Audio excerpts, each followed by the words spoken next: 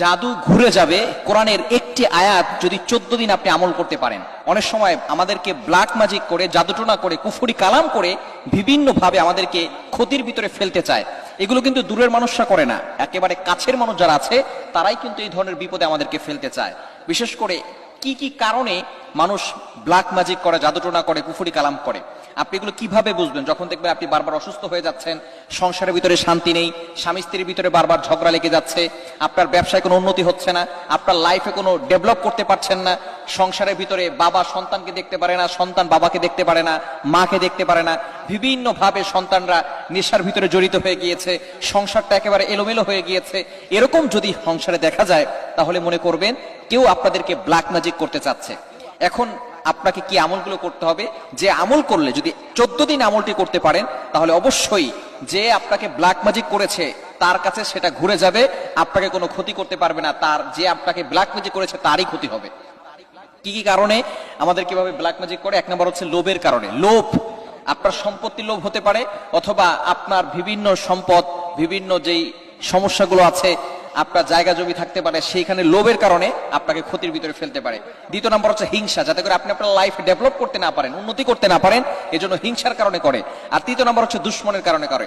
আপনি আপনার দুশ্মন যে আছে, আপনার আপন ভাই, আপনার চাচা, আপনার চাচাতো ভাইরা, এভাবে এরা আপনাকে ক্ষতির ভিতরে ফেলতে পারে। অনেক সময় দেখবেন মেয়ের বিয়ে হচ্ছে না, এরকম হয় কি হয় না? বয়স হয়ে যাচ্ছে, মেয়ের বিয়ে হচ্ছে না। কিভাবে আপনি আমলটি করবেন? যে আপনাকে ব্ল্যাক ম্যাজিক করবে, জাদুটোনা করবে, সেই বিপদে পড়ে যাবে, তার জাদু তার কাছেই ঘুরে যাবে। আমলটি হচ্ছে পবিত্র কোরআনুল কারীমের অন্যতম একটি আয়াত। এটা সূরাতুল আহজাবের 25 নম্বর আয়াত, 21 নম্বর পারার 20 নম্বর পৃষ্ঠার 4-5 নম্বর লাইনে রয়েছে।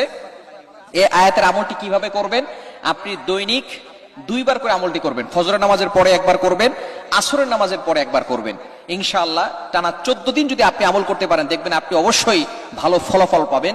আয়াতটি হচ্ছে ওয়ারাদ্দাল্লাহুল্লাযীনা কাফারু বিগাইযিহিম লাম ইয়ানালু খায়রা ওয়া কাফাল্লাহুল মুমিনিনাল কিতাল ওয়া কানাল্লাহু কাবিয়্যান আজিজা। খুবই চমৎকার একটি আয়াত। এই আয়াতটি হচ্ছে সূরাতুল আহজাবের 25 নম্বর আয়াত। আয়াতটি কিভাবে আমল করবেন? ফজরের নামাজের পরে, নামাজ অবশ্যই মাস্ট বি পড়তেই হবে। যদি আপনার ঘরের ভিতরে সমস্যাগুলো দেখা যায়, 1 নম্বর কাজ হচ্ছে প্রত্যেকটা ঘরের সদস্য নামাজ পড়বে। অবশ্যই মাস্ট বি নামাজ পড়তে হবে।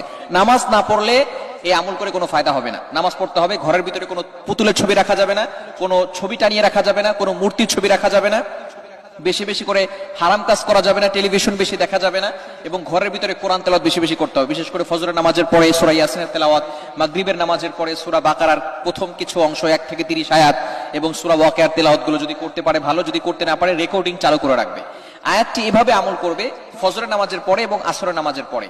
প্রথমে একবার আউযু বিল্লাহি মিনাশ শাইতানির রাজিম পড়বে, এরপরে আয়াতটি পড়বে ওয়ারাদ্দাল্লাহুল্লাযীনা কাফারু বিগাইযিহিম লাম ইয়ানালু খায়রা ওয়া কাফাল্লাহুল মুমিনিনাল কিতাল ওয়া কানাল্লাহু কাবিয়্যান আজিজা পড়ে তারপরে বুকে ফু দিবে।